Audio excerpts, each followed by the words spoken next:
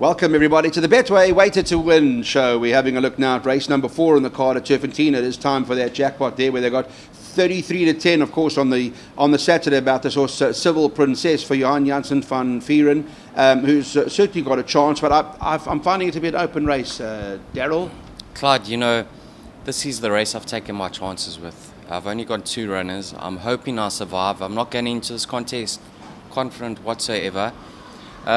I've only got 3 runners. Civil Princess, Clyde, 2. Civil Princess, number 3, and number 5. Okay. Simply Magic. Now, Clyde, Simply Magic, I know she's very limited, number 1. She's taken some time to exit the maiden ranks, but I believe her confidence could be up. She's got a lot in her favour. She's well weighted.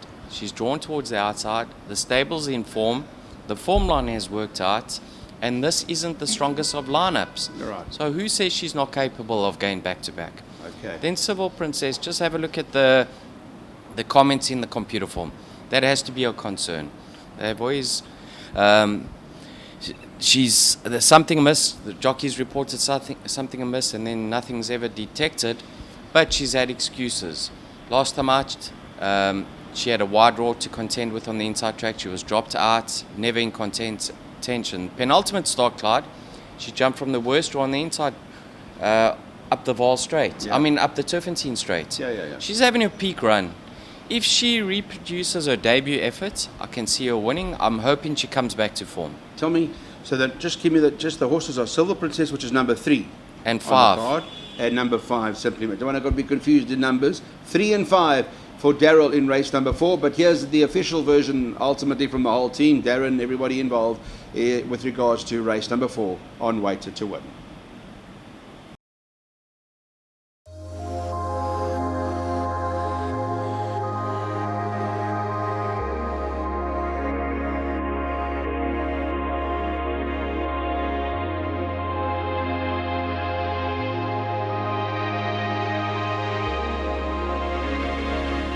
On to race number 5 we go now. This is a Pinnacle Stakes over 1160 metres, and of course with stakes races you've got to look at weights. All of those things are relatively important, and I know Kiss Me Captain's top of the boards at 7 to 2, but when Daryl and I had a chat about it earlier, he said not for me. I know you left it out. Well, you were leaving it out of your play. I don't know if you've changed your mind.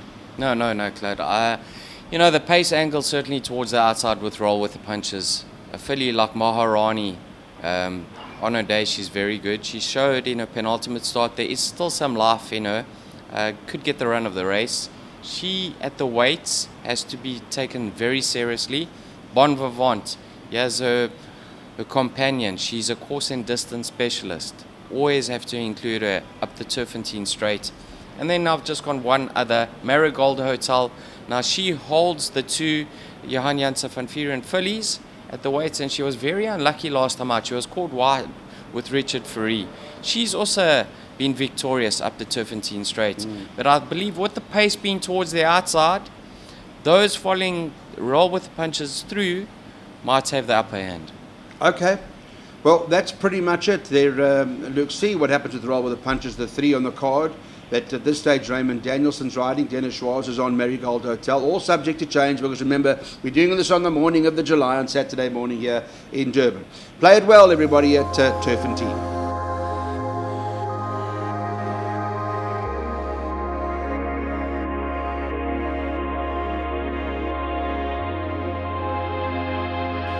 We're on to the 4 Racing TV Middle Stakes now. It's over 1,000 metres, and let's talk about this particular event, where we do have top of the board, so that was Flower Bomb, who's currently priced up 22 to 10. I think there's been a bit of pressure, support for it. I mean, they fancy a bit of Flower Bomb, and Betway got it around that price.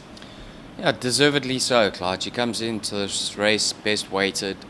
I love the fact that Cornet Spicer's stable is starting to have winners.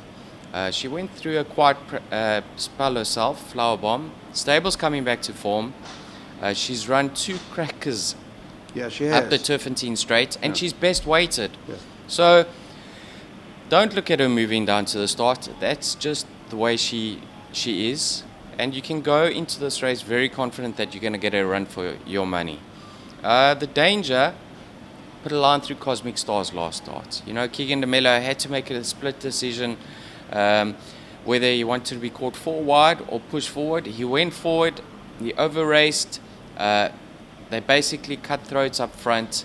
He's way, way better than that. I know he got a hefty penalty for his penultimate win, but he was super impressive. He's a likely three-year-old, and he's got a lot more to come. We haven't seen the best of him. I just hope maybe the instructions are just to give him a bit of a chance and let him do his best work late, and I do believe those two will potentially fight it out. Yeah. I like a bit of a dark horse here, Daryl. Shruti Constable. Give it a bit of a chance. On his later start, Clyde, he really found some life and he finished much closer. So he could be coming back to his best or coming back to form at least. Strictly on paper, he's held by Flower Bomb. All right. Well, that's a look at what we think is going to happen in race number 6. We'll be back with the 7th.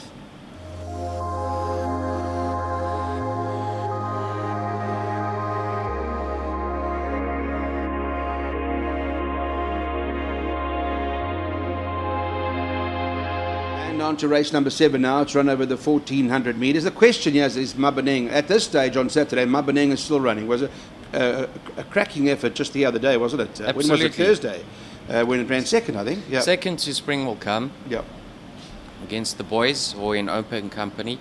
Clyde, she's clearly in a rich vein of form. She's clearly still off a competitive mark. Very fit. We don't know if she's going to take her place though. If she does, a natural inclusion.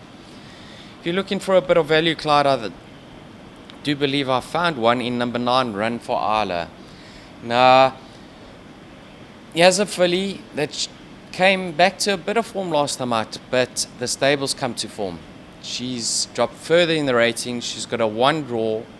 I think with such a mass to shoulder from a 1 draw, it's half the battle won, and I'll be very disappointed if she doesn't hit the board. Okay, well, that's a bit of a shooty for you. There we go. Run for Isla. Don't leave it out of the play, ladies and gentlemen, whatever you do. Just a quick wrap-up before we go, guys, just to talk about what the Betway guys are doing. We spoke to Jonathan Bloomberg, this whole idea of them sponsoring Weighted to Win. He did say to me, listen, we want to measure. Use WTW as a referral when you open your Betway account. There's 6% they're paying for your tax, right, when you win. Yeah, they pay your tax, and Clyde, they give you 6% of your turnover, your tote turnover, which goes into the your pool. pocket. No, into the pool itself. To the main Yes. tote pool. Yeah, it's Yeah. integrated into the actual tote, correct. Yeah, and at the end of the month or on the first of the month, you'll get that 6% turnover in Yeah. your account, cash, no strings attached, no T's and C's. And just from a personal note, I'd like to wish Jonathan Bloomberg and his family my heartfelt condolences and strength to the family currently. Absolutely so. The 6% on the tote turnover is almost like running your own tote agency. I mean, that's what you. I mean, it's actually very good. It's great to see that the guys are coming together now to make the tote work. That's what we all want, don't we? At the end of the day. Well, it's a game changer, Clyde. It's a game changer. All right, guys. Thank you so much for watching the Weighted to Win. That's ultimately the final leg of that particular jackpot. We wish you very well with the next race, the running of the last.